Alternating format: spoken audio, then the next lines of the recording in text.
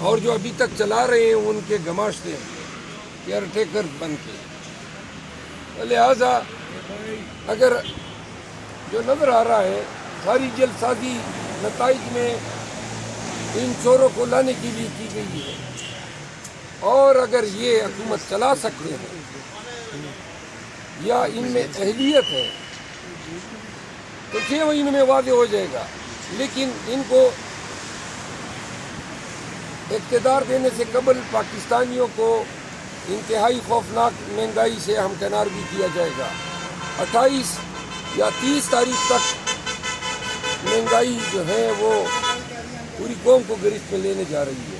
آپ کیا سمجھتے ہیں کہ پی ٹی آئی پارلیمنٹ گئے آپ کا، کیونکہ پہلی بار پارلیمنٹ کا سفر ہے، اس حوالے سے کیا کریں گے؟ میں نیشنل اسمبلی گیا ہوں تو میں نے پتہ کیا کہ وہ کام کون ہے، تو پتہ چلا کہ جو سیکرٹری ہے نیشنل اسمبلی کا اس کو 11ویں دفعہ جو ہے ایکسٹینشن دے کے سیکرٹری کی سیٹ پہ بٹھایا گیا ہے. جو دوسرا سیکرٹری ہے جو ایڈمنسٹریشن کا ہے اس کو 7ویں دفعہ ایکسٹینشن دی جا رہی ہے. تو میں نے کہا یہ تو ہمیں جدھر ایوان میں لوگوں نے بھیجا ہے وہاں پر پہلے سے ہی اسپیکر نیشنل اسمبلی جو ہیں ان کے بارے میں علم ہوا کہ انہوں نے انتہائی ناجائز بھرتیاں کی ہیں قومی اسمبلی میں. تو لہٰذا سب سے پہلے احتساب تو یہ نیشنل اسمبلی کے سیکرٹری ایڈمن اور یہ جو انہوں نے ناجائز بھرتیاں کی ہیں، میں ایوان پہ سب سے پہلا احتساب ان کا کروں گا اور ان کے حوالے سے بازپرس کروں گا کہ یہ پاکستان میں ٹیلنٹ کا قحط ہو گیا، افسران کی قحط ہو گئی کہ یہ 11واں دفعہ کسی آدمی کو آپ سیکرٹری کے لیے ایکسٹینشن دے رہے ہیں اور کروڑوں روپے تنخواہوں کی مد میں لے جا چکا ہے. گورنمنٹ آف پاکستان کی ڈکلیئرڈ پالیسی ہے کہ صرف انتہائی کمپیلنگ یعنی مجبوری کی حالت میں آپ کسی شخص کو ایک دفعہ کنٹریکٹ پہ امپلائی کر سکتے ہیں. ری ایکسٹینشن پہ قطعاً ہے. علم نہیں ہو رہا ہے کہ یہ 11ویں دفعہ اس سیکرٹری کو کس طرح دیا گیا. اسی طرح سیکرٹری ایڈمن جو کوئی ڈی ایم جی افسر ہے وہ حضرت بیٹھے ہوئے ہیں. تو لہذا سب سے پہلا انکاؤنٹر جو ہوا وہ بھی ایسے لوگوں سے ہوا جو قانون سازی کر رہے ہیں، خود قانون کے منافی یہ اپنے مناصب پہ بیٹھے ہوئے ہیں. سر، رات شہباز شریف نے کہا ہے کہ اگر آزاد امیدوار حکومت بناتے ہیں، ان کے نمبر پورے ہیں تو ہم ان کو ایوان میں ویلکم بھی کریں گے اور مبارکباد بھی دیں گے اور ہمیں خوشی ہوگی. ہمارے نمبر تو پورے ہیں، بس یہ جو انہوں نے فارم 47 میں جیل سازی کر کے ہمارے نمبر چھینے ہیں یہ ہمیں واپس کر دیں. اگر تھوڑی سی شرم و حیا ہے اس شہباز شریف کی آنکھوں میں اور رتی بر ضمیر ہیں تو اس کو شرم آنی چاہیے ایک ایسے نشست پہ بیٹھنے سے جو اس کا حق ہی نہیں بنتا ہے. ان کو علم ہے نواز شریف اپنی سیٹ لاہور کی آرا ہوا ہے، مریم نواز جو نامینیٹ ہو گئی ہے وزیر اعلیٰ پنجاب وہ اپنی سیٹ ہاری ہوئی ہے. ہوا بگڑا ہوا ہے.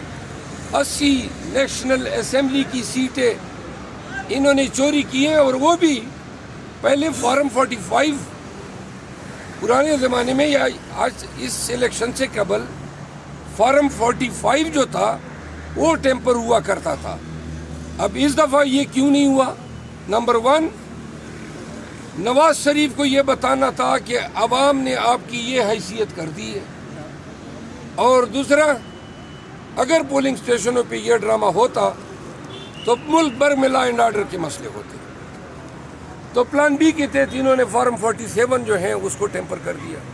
مروز صاحب کیا پی ٹی آئی سرپرائز دے سکتی ہے بلیاضم کی جب ووٹنگ ہوگی مریض صاحب بن جائیں گے؟ میرے اطلاعات کے مطابق 21 لگ بھگ حلقے قومی اسمبلی کے وہ الیکشن کمیشن اور ہائی کورٹ سے اسٹے ہو چکے ہیں.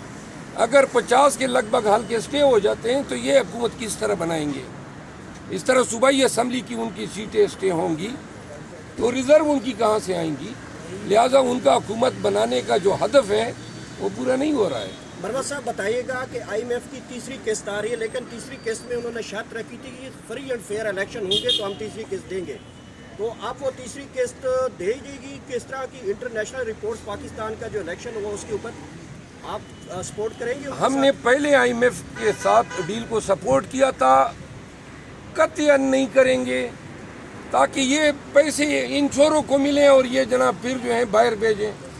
IMF کی ڈیل میں free and fair transparent election شرط تھی اور الیکشن کا انہوں نے یہ حل کر دیا ہے، تو لہٰذا پاکستان تحریک انصاف پہلے ہم نے کوآپریٹ کیا تھا، انشاءاللہ کور کمیٹی اس پہ ڈسکس کرے گی، خان صاحب سے ہم اس پہ بات کریں گے اور ایک کلیئر کٹ موقف کے ساتھ آئیں گے۔ کیا صاحب اگر آپ ڈیل نہیں کریں گے تو خدا نہ خواستہ کہ پاکستان ڈیفالٹ کرے گا تو نظریں تو یا جو ڈائریکشن آئے گی تو وہ PTI کی طرف آئے گی؟ دیکھیں، پاکستان تحریک انصاف اوورسیز کے بل بوتے پہ ریمیٹنسز کی مد میں اس ملک کو ان معاشی بدتری سے نکال سکتی ہے۔ دوسری بات، اگر یہ شرط ہے کہ جی قوم ڈیفالٹ کرے گا اور ڈیفالٹ سے بچانے کے لیے PTI نے پھر قربانی دینی ہے، ہمارے لیے ڈیفالٹ سے قبل اور تمام چیزوں سے اول تر جو ہے وہ رول آف لا ہے۔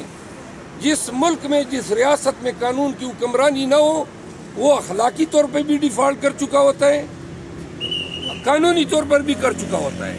اگر رول آف لا نہیں ہے 10 دفعہ یہ معاشی طور پہ ڈیفالٹ کر جائے، لیکن ملک کو ضرورت ہے رول آف لا کی۔